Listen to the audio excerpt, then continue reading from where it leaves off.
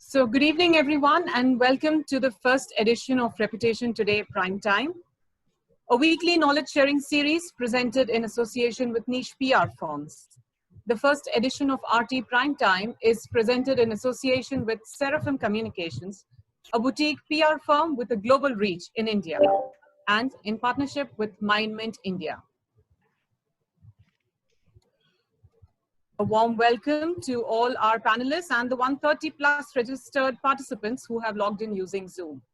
The hashtag for the session is RT Prime Time. Please tweet using the hashtag RT Prime Time, and don't forget to tag our partner Seraphim Communications at Seraphim LLP and MindMint India along with Rep Today Mag. Anytime during the session, if you have a question, please feel free to ask them using the Q&A box, and the moderator will try to pick up as many as she can in the last 15 minutes. Avoid using the chat box for this. I now request the panel moderator, Sunanda Rao Erdem, founder and CEO at Seraphim Communications, to introduce our panelists and set the context for this discussion. Over to you, Sunanda. Thank you, Anubhuti. And it's nice. Welcome to all the attendees and also the panelists. I will introduce the topic first. Today, we are going to talk about a very important topic and a very relevant topic, reputation and communications and international tech. We would like to have US and Germany are viewing India post-lockdown, and have US and German institutions and corporates change their outlook towards India, and what the future perspective could be like, all in the context of communications and reputation. We have a very distinguished panel across the joining us.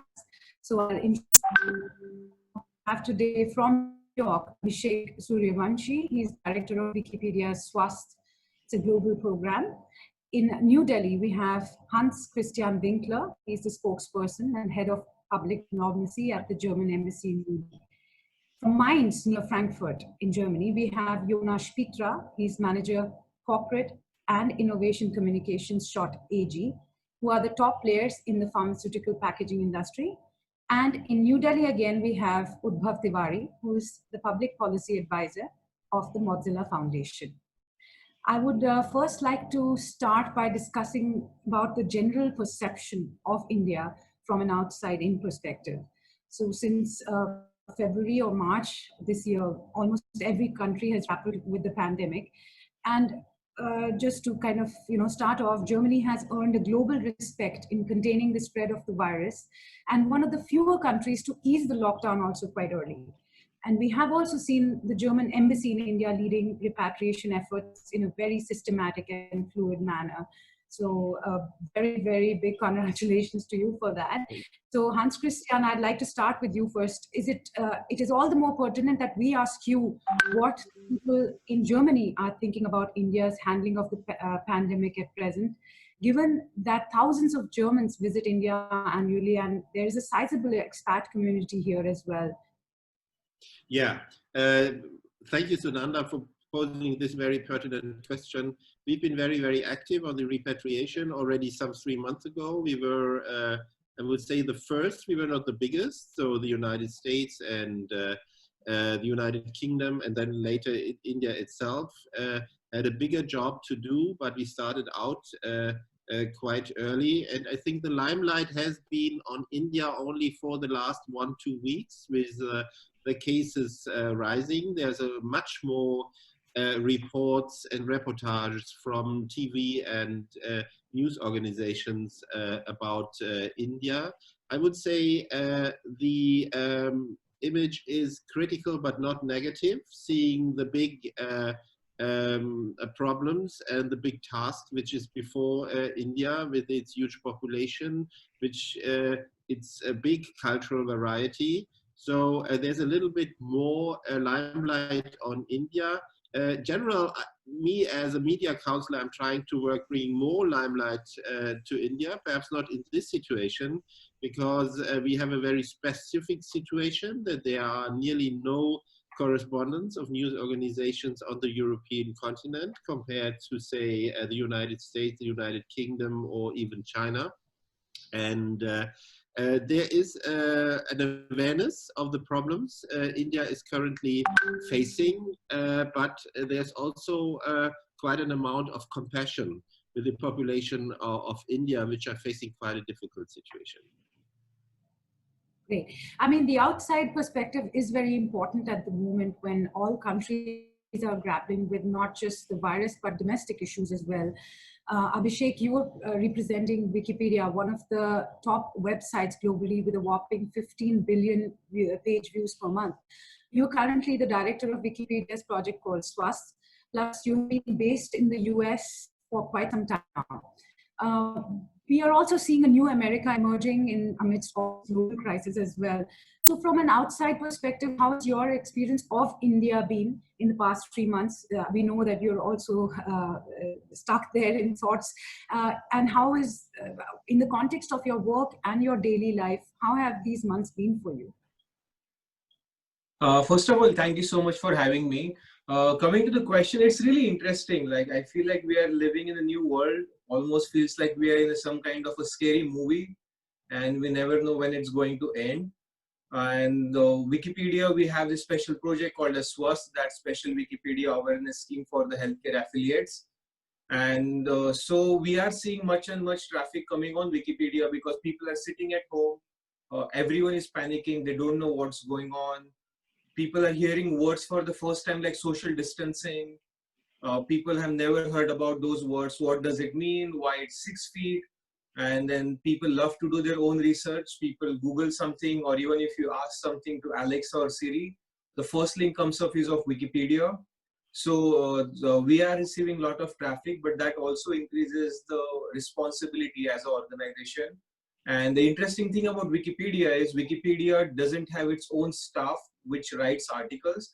It's a community initiative.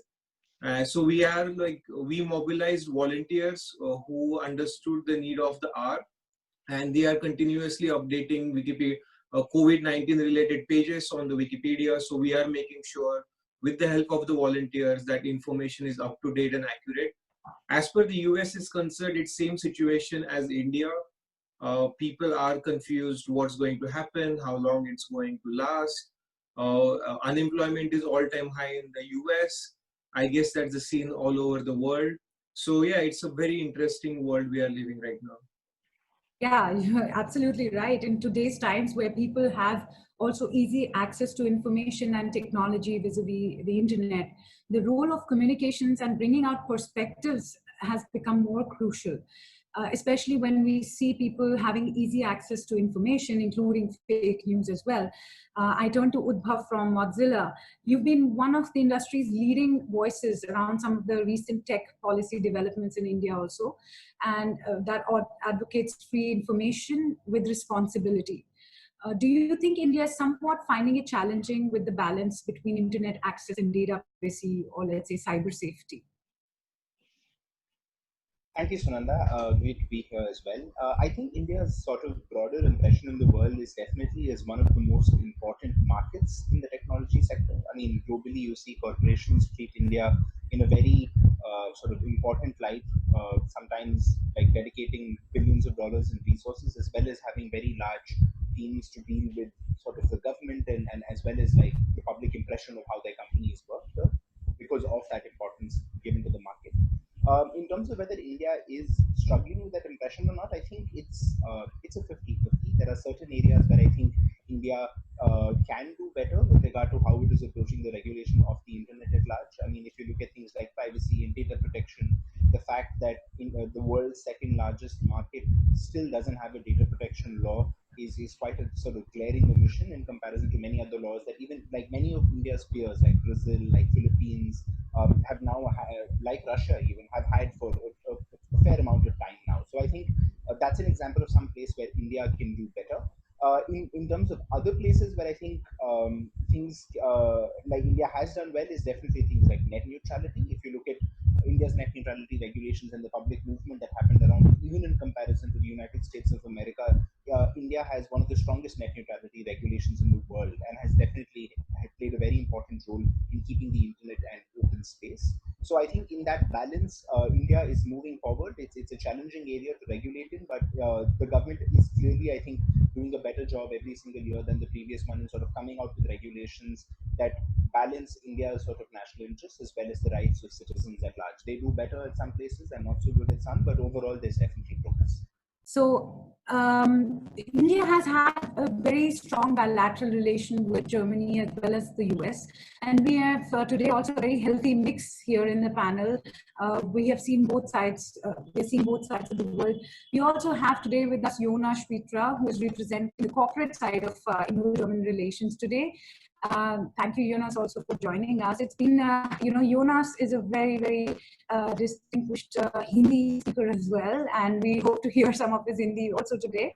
I would like to start with Jonas by asking him, how has your organization been balancing between communicating what is good for business, as in public relations, and social responsibility?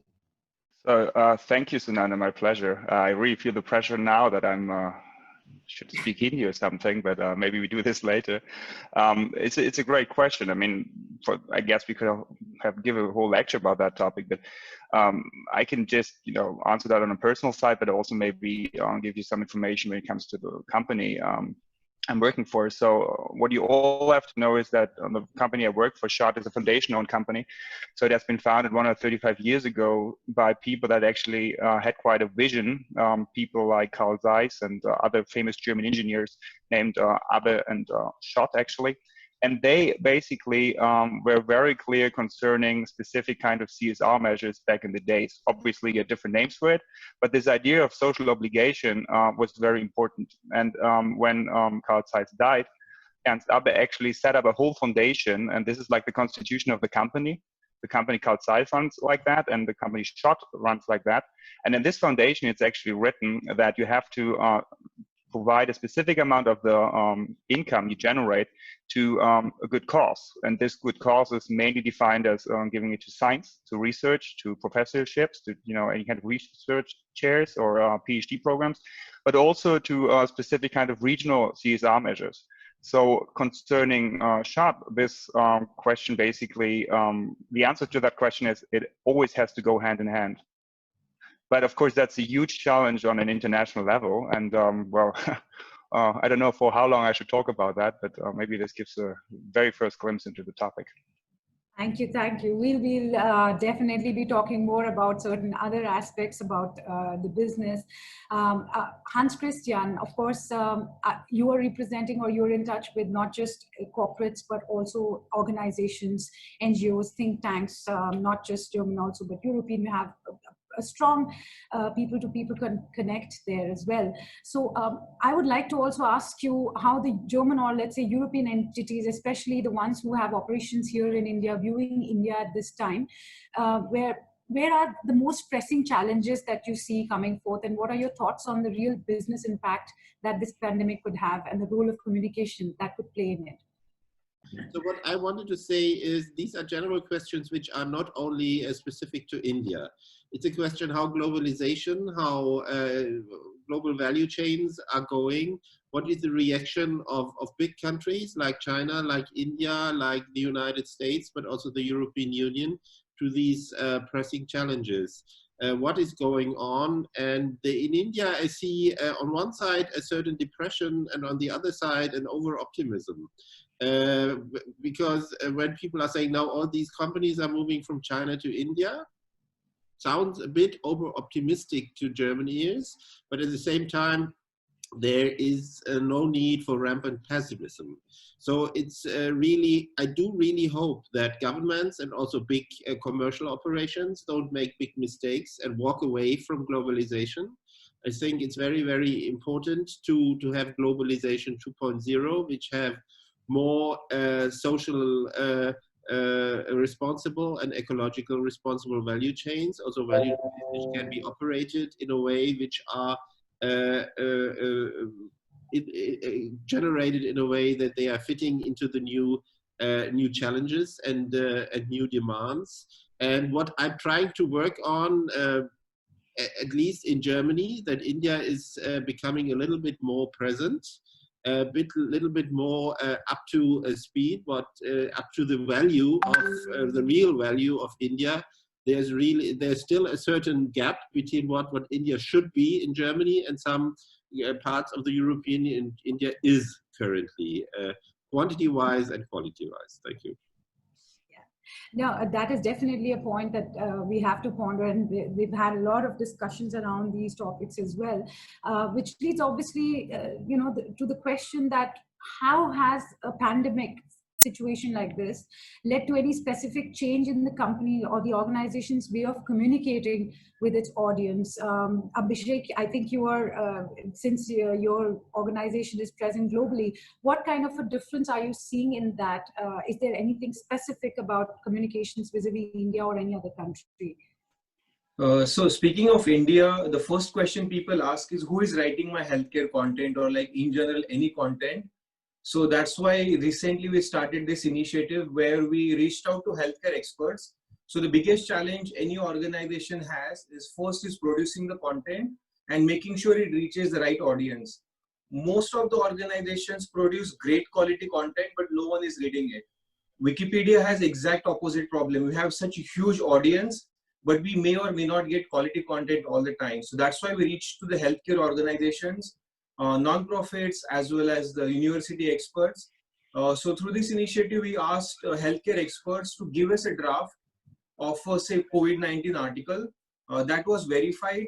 We sent it to the local community members, local translators, and then that was handed over to the volunteers. So whatever information you see about COVID-19 in any Indian languages, that is mostly verified, curated, and most of the pages are locked as well. When people say anyone can edit Wikipedia, they can, but it's not as easy as you just go and click. Most of high traffic articles like COVID-19 are locked. That means you need to have certain kind of reputation within the Wikipedia community in order to get access to those knowledge, those articles. So that's the measures Wikipedia as a community is taking. And the traffic is, we get 10 times more traffic as compared CDC and WHO combined. We get 300 times more traffic than the government of India's healthcare website. And the traffic is huge, and then the people are coming there to read in local languages. That's a very interesting trend we are seeing. Recent Google KPMG did a survey. They found out that 9 out of 10 people trust content when it is delivered to them in their native language or mother tongue. And we are seeing a phenomenal growth of Wikipedia in local Indian languages. Wikipedia is available in more than 10 plus different Indian languages. Hindi Wikipedia is one of the biggest Hindi Wikipedia in India. As per the recent survey, there will be more people accessing the web in Hindi by 2021 as compared to English. So it's really great. It's really amazing to see when people see in 21st century, like, do you believe in humanity? And I was like, Wikipedia is a great example. Like, it's by the people, for the people. No one gets paid to write on Wikipedia. It's like people like you and me who edit on Wikipedia. Thanks.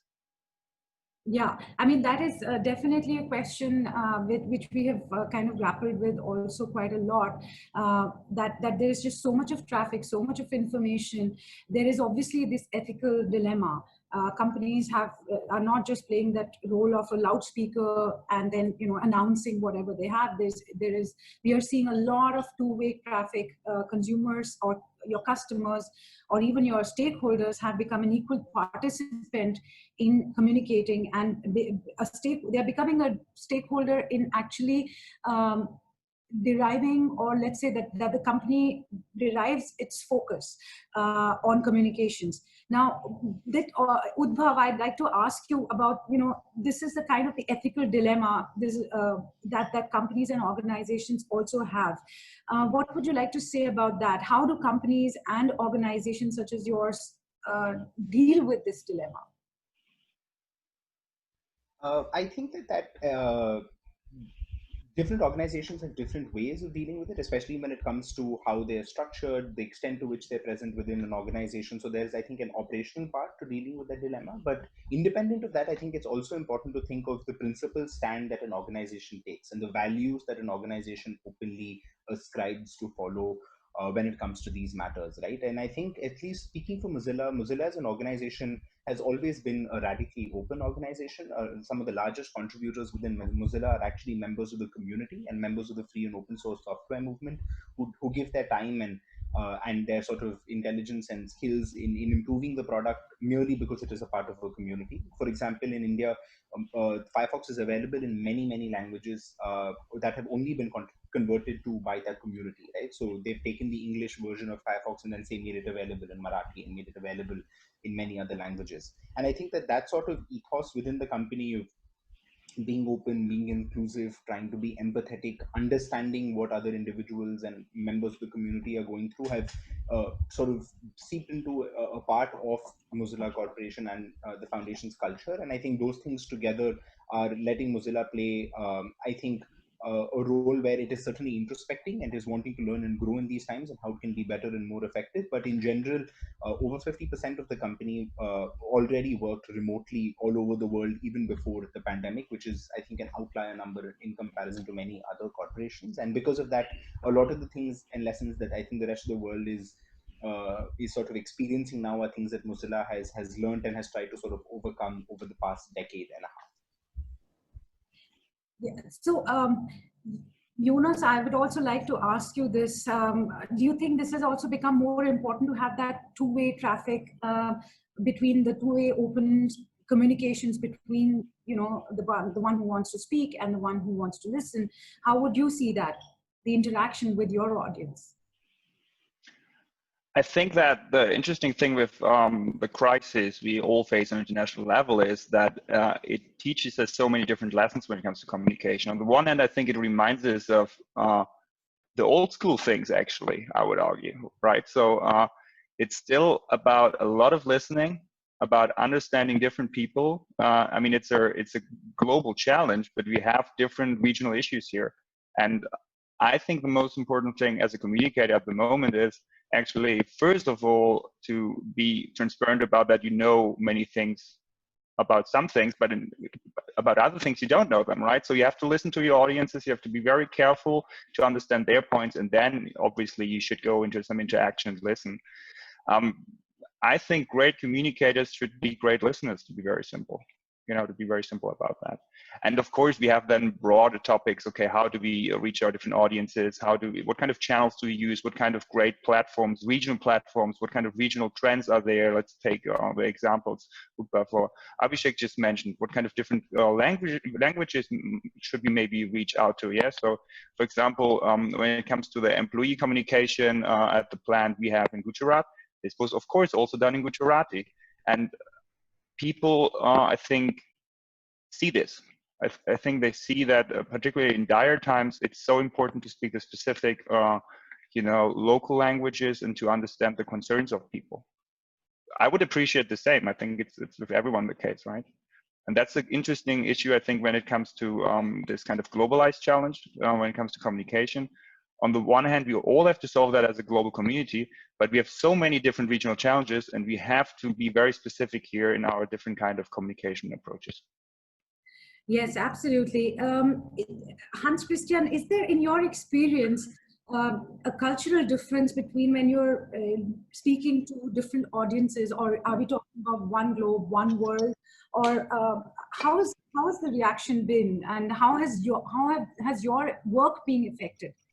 Sure, there are differences in the way people communicate. You know, this is my 5th foreign posting. India, I was in East Asia and Vietnam, and in Northern Africa and West Africa and South America. People are expecting a different way of communicating, but this is the way in Europe as well. You have to get accustomed to what the expectations of, say, the market is, and it's always very important what is the knowledge of the communication partners of the region, of the world you are coming from. And here in India, when you meet those people who have been traveling globally, you meet a very a globalized group of people who do understand a lot. It's a little bit twisted to the Anglo-American world, we have to say, and there are sometimes difficulties of continental European countries to make themselves understood, but this is our task, what we are paid for. to make ourselves understood, and also to make our people back in Germany or other European countries understand India and its huge diversity and the role Indian can play jointly with us. And when you see not only the pandemic, but also the geostrategic situation, which is evolving currently, there are big questions how India is communicating and in the end working with partners, say from Australia to Europe, and we have to give the signal that we are standing here as communication and in the end action partners of India, our big preparedness to be a partner of India, and also to prepare our people to be in a position to be a decent partner of India. Yeah, I just have to ask you this question here, because traditionally we have seen, diplomats and embassies having a very different way of communicating. And I'm sure many of the attendees have seen how well and how amazingly people-to-people friendly our new ambassador is. So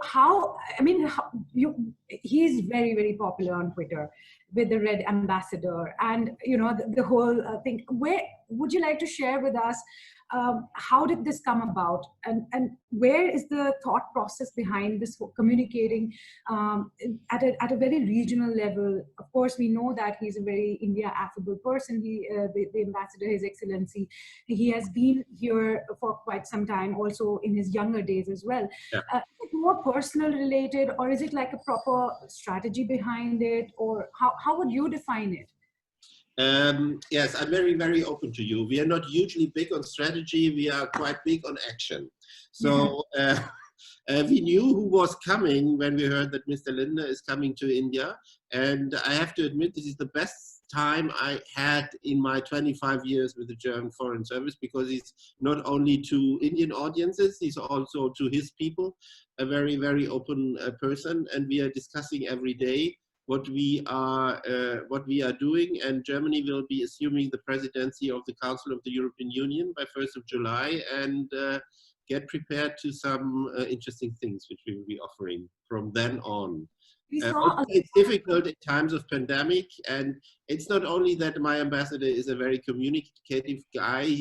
The big advantage for us now is he was the head of the German Crisis Reaction Cell, and he was the head of the German Ebola response, and so he now knows who we have to tackle a health-centered crisis. And well, you might say I have to say that, but it's a great job working with this ambassador, and I love to communicate, he loves to communicate, and we are thinking every day how we are focusing on audiences who might be interested in Germany and the role we are playing globally. Yes, because we've seen a lot of action on, actually a lot of reporting daily. We've seen tweets on how the embassy has led the repatriation efforts and everything. And of course, there are these political sensitivities as well. We wouldn't go too much into that. But I would like to also stress upon this whole India-China aspect as far as communications and reputation is concerned. Jonas, SCHOTT has a global presence, and two of your top manufacturing plants worldwide are in Asia, which is in Gujarat, and China. Now, SCHOTT manufactures pharmaceutical packaging, as we all know, and we've seen how essential this company has become for research also during COVID. Now, with the current sensitivities between India and China, I would like to ask you, how are you viewing this comparison, the development from an investment or an investor's perspective, with these uncertainties? We see this conflict escalating. We hope nothing big happens, but will consumer behavior also towards your products change as a result? Are you keeping that perspective in mind? Oh, many questions. First of all, well, I hope there will be a solution found concerning that issues between China and India. I mean, that's all what I can say about that matter. But what I think is very important to have in mind here is what Hans Christian said. We are living in an economic world that is deeply connected. And, when it comes to the company I work for example, there are plants in India that are very important. There are plants in China that are very important, and there is a huge issue to serve different customers in the Asian market. And when it comes to pharmaceutical packaging, it's about providing pharmaceutical packaging solutions to different communities, so you can improve the health in these societies. Full stop, right? So the important issue here is, of course, you have so many interdependencies at the moment. On the one hand, you have maybe issues between nations. You have this global health crisis. So there, it's actually really important that you think about that. What kind of benefits globalization has brought, and that this kind of supply chain issues we are facing at the moment, that we have to solve these kind of issues. And concerning products, well, the portfolio of SCHOTT is very, very diverse. So it really depends. I mean, of course, we see not because of the fight or any kind of fighting arguments, conflicts between India or China, any kind of market customer issues at the moment, but of course, because of the whole economic situation, it might very likely be that some products won't be, in demand as others. I mean, that's very certain. But we don't know yet. The situation is rapidly evolving. The important thing concerning health is that right now, and that is so important, that you provide, different pharma companies with good packaging, so that they can take care of all different kind of health issues in different societies. Because the issue is very clear. There are other illnesses as well, and here it is very important to cover that. Thank you. Abhishek, again, I would like to ask you, do you think the communications these days, especially with that huge audience pool that you have, are these communications being these days driven by the sentiment of public? Are companies thought to be more are companies and organizations basically putting more thought to such public sentiment?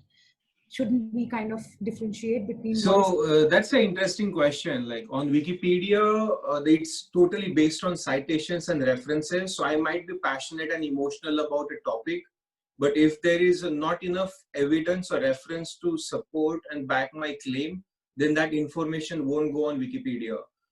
Who decides what is reputable, what is reliable? Say I want to write an article about, say, a scooter, then the scooter's own website is not a reliable and reputed because it will be a biased one. So Wikipedia totally relies on reliable and third-party references. So in terms of communication piece, that's always a challenging part. Say I always feel like my hometown is the best town in the world. But then there I have to, and then the other person is thinking the same. So we have to come on a common ground. The example I would like to, Sachin Tendulkar. Say Sachin Tendulkar is the best cricket player in the world. That's even personally I know that. What I believe. Even I know that. Pata hai. Yeah, pata hai. Hindi starts. Finally we get with Sachin Tendulkar, the Hindi starts, of course. So from Wikipedia's perspective, is it my opinion? My opinion doesn't count anything. According to ICC ratings, maybe like say from a particular year, Sachin Tendulkar was #1 player, and then the MS Dhoni. So coming back to your question, so sentiments and opinions don't have a place on platform like Wikipedia. Everything is driven by the references, facts, and citations. That this is very important as far as how organizations are viewing or changing their communication, key messages, all the stuff that we have in our tools that are there as strategic. Yes, there are things that one has to think out of the box, learn to react very quickly. Also, on the personal side, again, I have a question for Udbhav. How careful shall I be as a user about my privacy and the data safety that I have? We are all hearing about data thefts. We're also hearing this trend of VPNs coming in. What do you have to say about that? What advice can you give to us on this topic?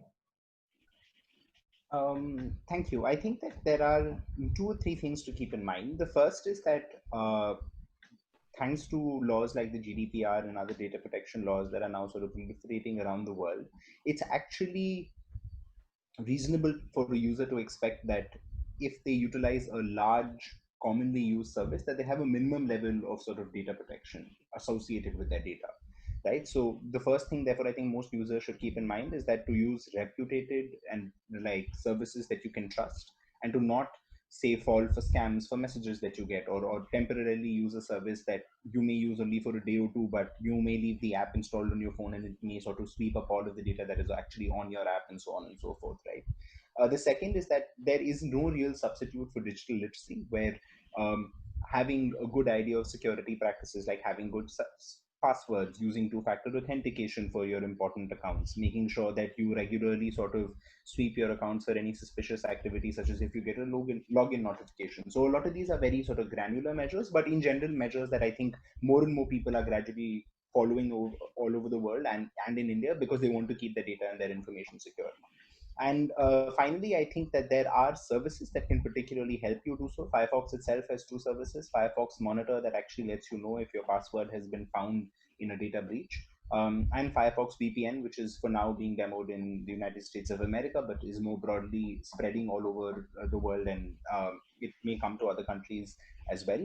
Are services that in particular let you sort of protect your privacy in a way that sort of goes above and beyond usual measures, and depending on your profile and the kind of data that you have, and if you think that you may be a target of any sort of actor that may want access to that data, it's maybe recommended to access those services as well. Great. Before obviously we move on to the audience questions, I would like to ask anybody from the panel to share your thoughts about any great examples of best practices you've seen that seem to connect the stakeholders to the organizations. It could be anything. Would you like to share something that you came across and you feel that, you know, this is something that's a great learning lesson? I'm just leaving it open to the panel. I think that democratization, like from Wikipedia's perspective, like organizations are scared to give control to the people. And the more and more trust you put in the community surprises you. Like just ask people, like crowdsource, like power of crowdsourcing is really huge. And we need to have that kind of trust in the people, and then the democratization of knowledge, as well as reliable sources. Communication is important. Would you like to tell us any examples, Jonas? I mean, I think I emphasized that point in the beginning also a little bit. It sounds super simple what I'm saying, but I think it's really hard to do, which is in the current situation, really to listen. And you know, I think this is really something what I learned from these Corona times now. Feedback is sometimes hard, it's annoying, but it's great because you get feedback, people let you know what they think and you can react to it. It would be really bad if they don't give you any kind of feedback. So how are you supposed to do anything? Huh? So like, and that's the thing. I mean, it's also a little bit about, I think the point Abhishek just emphasized, to ask different communities and to really not to think that you know the answer already.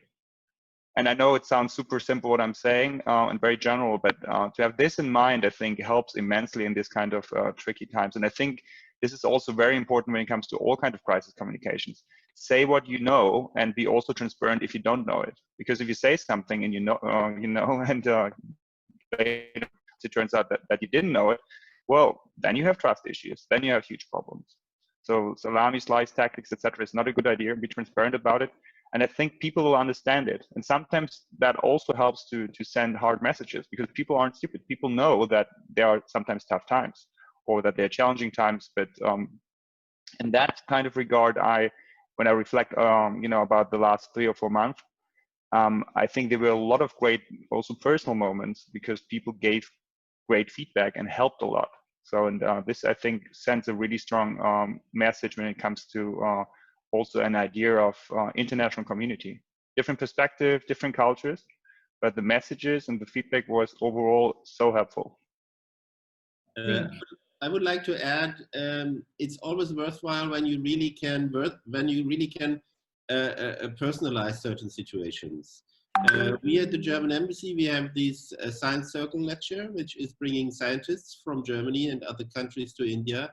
And we brought in an elderly professor from the University of Erlangen in Bavaria, the guy who invented the MP4 software in the 80s. and the people really freaked out. It was such, he was really a guy approaching 80 years, and he told the people what the situation was when they came upon these MP3 and then MP4 software. When you really get the people who did the things, and sometimes you get people really absolutely fascinated when you can really personalize a development best with an interesting person. So this was, I think for us, it was a super experience. Great. No, that it's always great to also, we learn by, none of us, these are all unprecedented times, none of us have been prepared, but I think largely we have seen a lot of companies coming forth and organizations coming forth with innovative stuff, great videos coming out, live videos, that some things that are, what you would take 1 month or 2 months to prepare, then suddenly you see, a very amateur work video, but then again, getting viral. Also social media in general, but also traditional PR has also taken center stage in India, where media has been facing tough challenges as well. That also towards the end, largely internal communications have also played a large role. Mental health issues with employees, internal communications, working under time pressure. I think we've all seen a lot of challenges there as well, but also some good and positive examples of working have come out, how to efficiently divide your time and communicate, for companies to communicate internally. Would you like to comment on that as well? How have your experiences been on that sphere? Udbhav, would you like to? Thank you. I think that different companies and different kinds of organizations have different policies with regard to that. Some companies, including Mozilla, for example, have something called the employee assistance programs, which are programs which actually give employees health and counseling services up to a certain number of sessions every year that they can access over the phone. And then those services are paid for by the company, but anyone can just sort of confidentially have access to mental health counseling at a sort of very basic minimum level, and which is a proactive measure that actually lets people sort of deal with many of these concerns in a manner that I think lets them be in the comfort of their home, make sure that they don't actually have to share much of this data with employees, because for true mental health, you may have concerns, for example, about your work itself. And the second is that many companies are also sort of having a dedicated person within the company who usually works on things like diversity and inclusion and employee well-being. Like, I mean, some of the larger corporations have people called chief people officers, for example, which apart from, of course, the HR function, also includes making sure that employees are happy and are feeling fulfilled. And under that, they have many sort of like redressal mechanisms, right? Where if you're unhappy about something because of it happening within the company, then there are like private and confidential ways for you to report that within the employee chain without it sort of necessarily affecting your professional prospects as well. So I think it's slowly increasing. There are many companies in India that are starting to do this as well. And providing benefits in general is considered as a way to make sure that employees are as healthy and as both mentally as well as perform to the fullest of their ability. And that is something I think all organizations want. Great. I think, thank you so much. I mean, if we will also have a similar question coming from the Q&A, so I'll leave that to the panelists to answer. But let's just start with the Q&A. We have around 6 or 7 questions. Wow, I see that. I'll start with first a question from Bhasha Singh. She says, business and social responsibility. I think we touched upon this issue a little earlier. These are the biggest challenge across the globe, how to have a perfect balance. Would somebody like to reiterate the point we made from earlier on from the panel? Maybe it's worth to have a whole new session about that. This is, I think, a very, very huge debate. So would need to think about that to give a really good answer about that matter, obviously. But I think what is important to have in mind is that it doesn't have to be a contradiction. That's really important, right? So again, I'm just speaking for some examples when you talk about some companies in Germany. So for example, some of them have actually statutes where it's very clearly written that a specific amount of money should be given to a better, to a social cause. So this can be possible. Of course, with some companies, there are different regulations, different answers. But this kind of balancing act is something, different countries, have to discuss and different companies have to discuss. But again, the question would be, okay, what kind of social responsibility do we talk, right? So again, just this would be a huge debate. So what kind of responsibility are we talking? And how can a company support people? How can they, provide benefit to the people by, providing donations, by supporting their own employees, by providing great products, et cetera, et cetera. I think that's a huge debate, but a really important one that should be, further discussed. Thank you. If I may add just one sentence to it, because is it okay? Yeah, it has two sides. The one side, what Jonas was saying, is the classical CSR side. The other is that the operation of a company is not infringing of the rights of rights holders, which is a more legal side. I'm very attached to that because I was in the writing of the German Action Plan for Business and Human Rights before coming to India. And so there's a huge discussion in Germany. There was in France, in the UK, and other parts of Europe. And India is also trying to approach that issue. It's a very complicated issue, but we shouldn't forget, say, about climate change, forget about social rights during all this pandemic, which is now in the limelight, that's sure. But the world is a complicated one, and if we don't tackle these issues, we will have more bigger problems in the future at hand. This is my personal conviction. So I have, don't mute your mic, Hans, because we have another one for you from Udbhav Jain. The question for Hans Christian: how is the German government working within India to support the startup ecosystem during these times? And which sectors are your focus areas? This question is a little bit twofold. We have a very great cooperation with startup structures in some cities of India.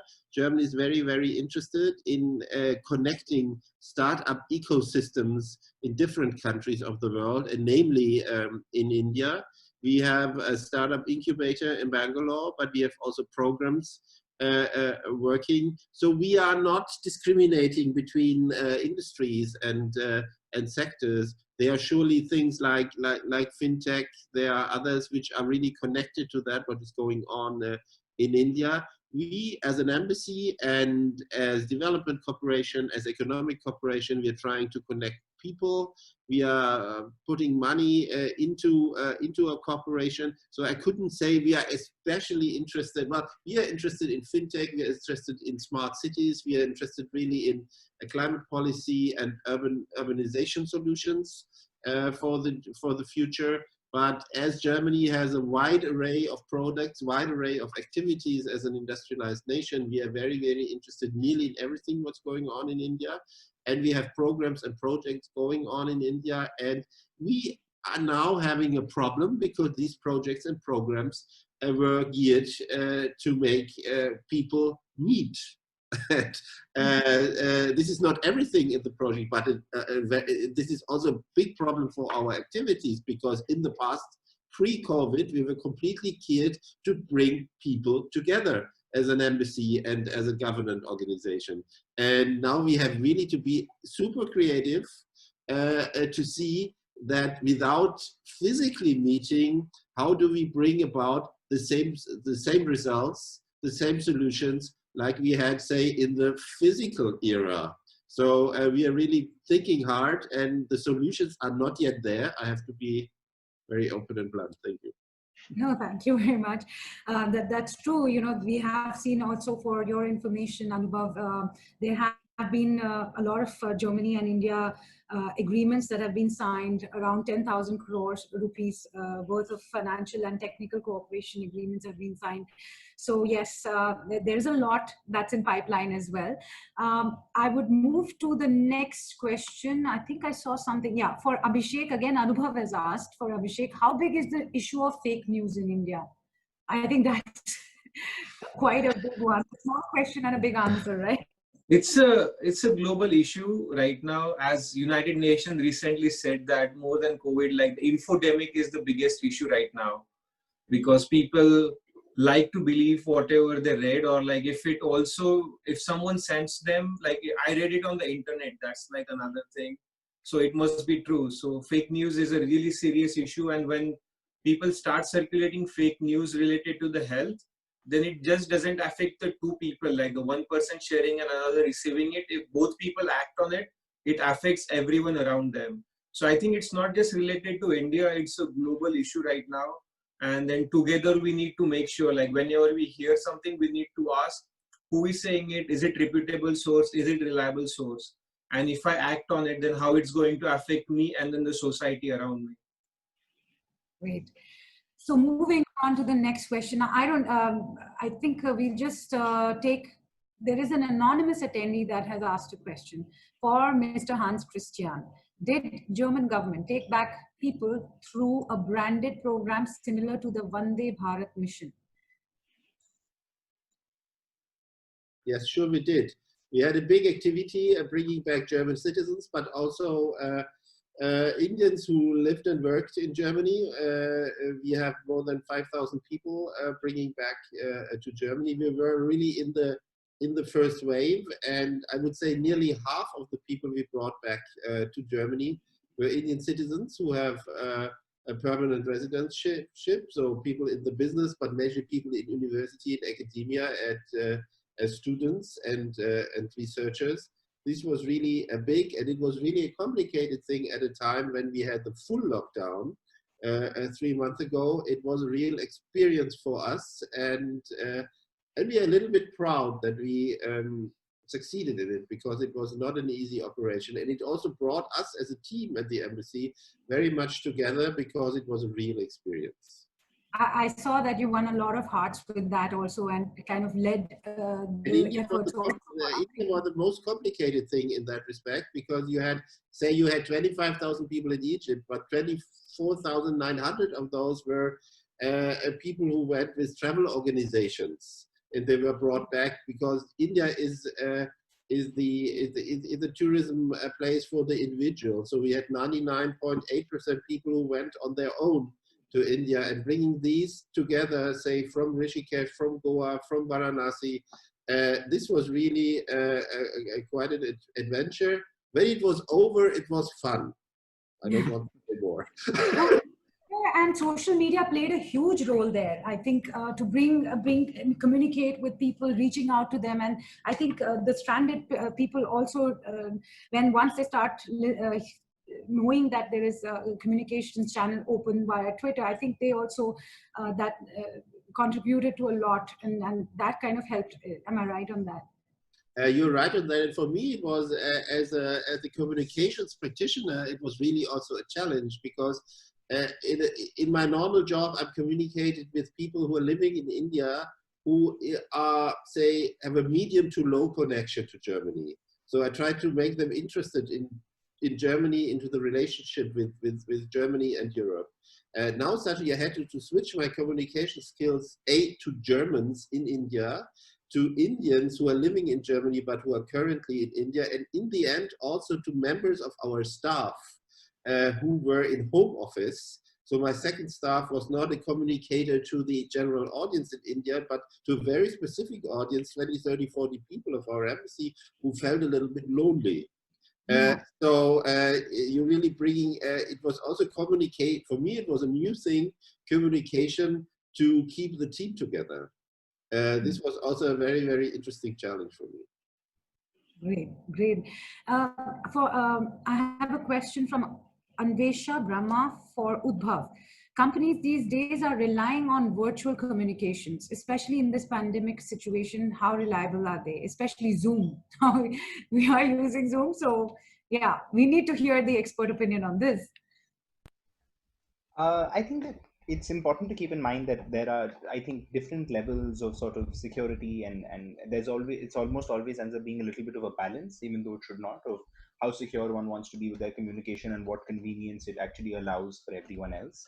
So specifically on Zoom, I think that there were definitely many concerns at the beginning of this year that were pointed out by researchers from all over the world. But since then, I think Zoom has done a fairly reasonable job of sort of addressing many of those concerns. And the Mozilla Foundation, in fact, even wrote an open letter to Zoom some time ago about their end-to-end encryption plans and how they were only going to roll it out for paid users. And thanks to that engagement and thousands of other civil society organizations from the world who wrote to Zoom, Zoom has now decided that it will roll out end-to-end encryption for all users and not just for users who are paid. And I think that's an example of the company sort of being responsive and in general being proactive about its security stance. So I think that like all virtual tools, their reliability depends a lot on the user and how the user sort of uses them, the security practices the user follows, and how much they're aware of whether to share passwords or not, what links to open, to not fall for phishing scams. All of these are just different examples of things even the user has to use with even with the most secure tool in the world. You could very easily be compromised if you were to not do so. But overall, I definitely think that that like most companies are very responsive of that reality and do their best to sort of address it as quickly as possible. Great, thank you. I'll just take two more questions. One from Jay Kumar. Requirement for conduct for the communicator. Is there a code of conduct? I think anybody would like to take that? Yes, there are. Yes, there is one, I think.